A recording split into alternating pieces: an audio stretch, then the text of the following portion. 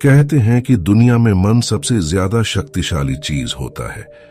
अगर किसी चीज को तुम पूरे मन से चाह लो तो तुम उसे हासिल कर सकते हो। ये मैं नहीं कहता, ये सभी महापुरुषों का कहना है। लेकिन अगर यह सत्य है, ये सच है, तो हम जो अपने मन से चाहते हैं वह हमें हासिल क्यों नहीं होता है? भाई, कोई भी इंसान अपने मन में तो दुख नहीं चाहेगा, लेकिन वो रहता तो दुखी है। हर इंसान अपने मन से तो कामयाब होना चाहता है, खूब पैसा कमाना चाहता है, लेकिन फिर भी वह कामयाब नहीं होता। भला ऐसा दुनिया में कौन इंसान होगा जो अपने मन में यह चाहेगा कि मैं नाकामयाब रहूं या मैं पैसा ना कमाऊं?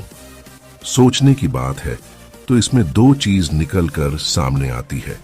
या तो वह महापुरुष गलत थे जिन्होंने यह बात बोली कि मन से चाहे हुई चीज हासिल हो जाती है, या फिर हम गलत हैं। आज की पोस्ट में मैं जो कहानी बताने वाला हूं उसमें आपको एक ऐसा मंत्र मिलेगा। उसे समझने के बाद आपको एक ऐसा मंत्र का पता चलेगा जिससे आप यह समझ पाएंगे कि अपने मन से कोई भी चीज कैसे करवाई जाती है, मन में किसी भी बात का बीज कैसे बोया जाता है। यह इस कहानी से आपको अच्छी तरह से समझ में आ जाएगा और इससे आप यह भी समझ पाएंगे कि आकर्षण का नियम, लॉ ऑफ अट्रैक्शन, कैसे काम करता है।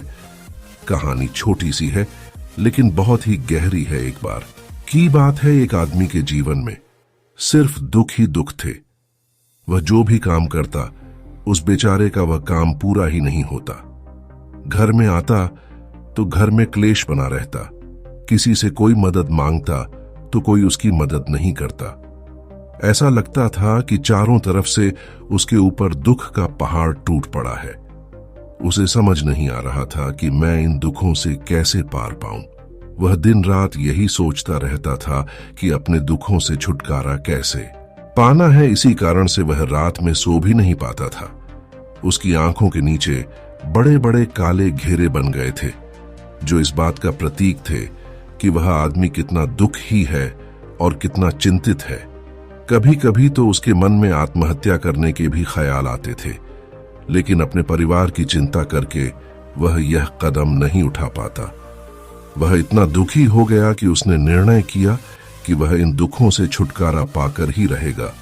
इसके लिए चाहे उसे कितनी ही मेहनत करनी पड़े, कुछ भी करना पड़े, चाहे अंगारों पर चलना पड़े, लेकिन इन दुखों से छुटकारा हासिल करके रहेगा।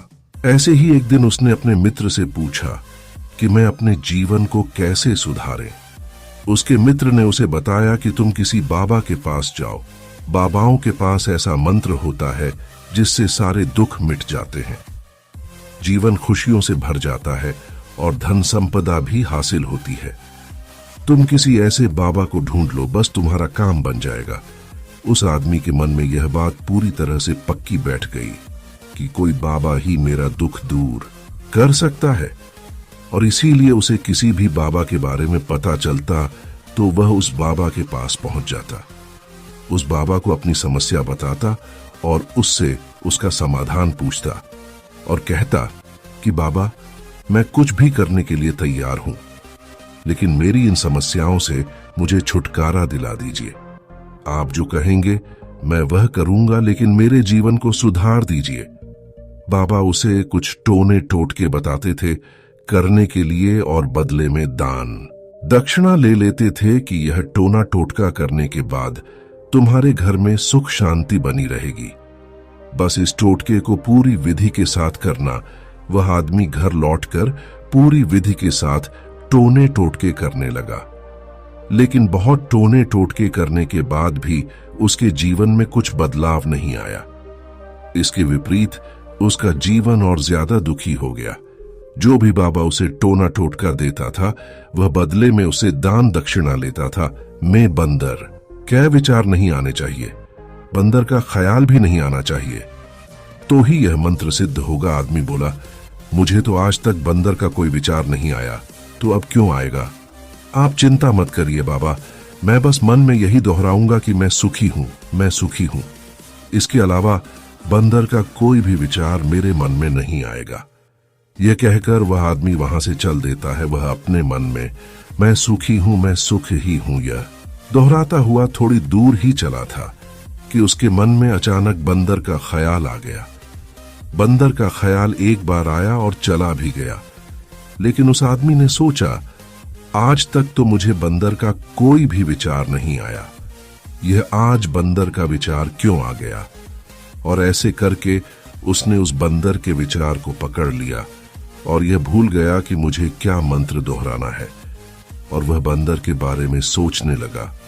जब थोड़ी देर बाद फिर से उसे होश आया तो वह फिर से अपना वही मंत्र दोहराने लगा जो बाबा ने उसे बताया था, मैं सुखी हूं, मैं सुखी हूं। लेकिन अचानक से उसे एक बंदर दिखाई दिया और यह देखकर फिर से उसके मन में बंदर का विचार उठ गया, और यह देखकर वह इस मन में बंदर का विचार उठ गया और यह देखकर वह इस विचार को बाहर फेंकना चाहता था, और वह चाहता था कि मेरे अंदर किसी तरह से बंदर का विचार ना आए, लेकिन उसे तो सामने बंदर ही दिखाई दिया।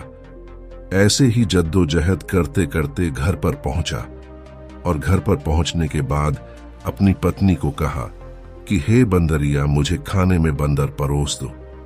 और जब उसे एहसास हुआ कि उसने क्या बोल दिया तो वह अपने बाल नोचने लगा और दीवारों में सर मारने लगा कि आज तक मुझे बंदर का कोई भी विचार नहीं आया, और आज मुझे यह क्या हो गया है कि मुझे हर जगह बंदर ही बंदर नजर आ रहे हैं। यह कैसी माया है। यही सोच सोचकर वह आदमी रात भर सो नहीं पाया।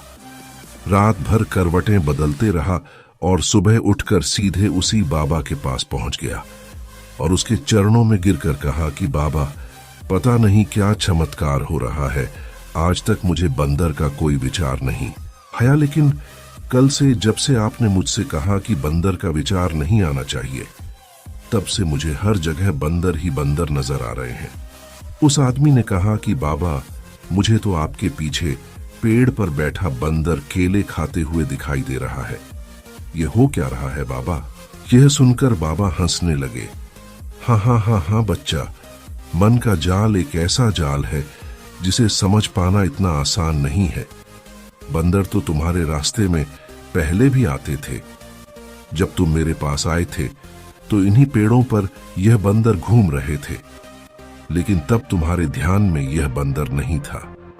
तब तुम्हारे ध्यान में सिर्फ दुख थे। इसके बाद बाबा ने उसे बताया कि बच्चा, हम जिस चीज से भी दूर भागना चाहते हैं वही चीज हमारे मन में बहुत गहरे में प्रविष्ट हो जाती है और हमारे अंतर्मन में समा जाती है। असल में हम जिस चीज से छुटकारा पाना चाहते हैं उससे छुटकारा इसीलिए पाना चाहते हैं कि वह हमारे साथ बहुत गहरे से जुड़ी हुई है, और हम जितना ही उससे छुटकारा पाना चाहते हैं वह उतनी ही गहरी हमारे मन में बैठती चली जाती है और आखिरकार हमारे अंतर्मन में छा जाती है। ऊपर से तो हम चाहते हैं सुखी होना कि मैं सुखी हूं, हमारे होंठ भी यही बोलते रहते हैं, लेकिन हमारे मन में दुख समाये होते हैं। हमारे विचारों में, हमारे मन में दुख ही दुख दिखाई देते हैं।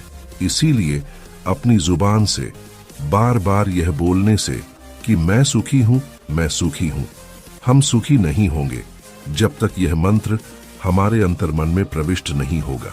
इस पर उस आदमी ने पूछा कि बाबा, लेकिन यह मंत्र हमारे अंतर्मन में प्रविष्ट कैसे होगा? यह सुनकर बाबा ने कहा कि बच्चा, अपने दुखों से लड़ना बंद कर दो। जब तक तुम अपने दुखों को दूर करने की सोचते रहोगे तब तक वो दुख तुमसे चिपके रहेंगे, तब तक वो दुख तुम्हारे अंतर्मन पर अपना राज बनाए बैठे रहेंगे।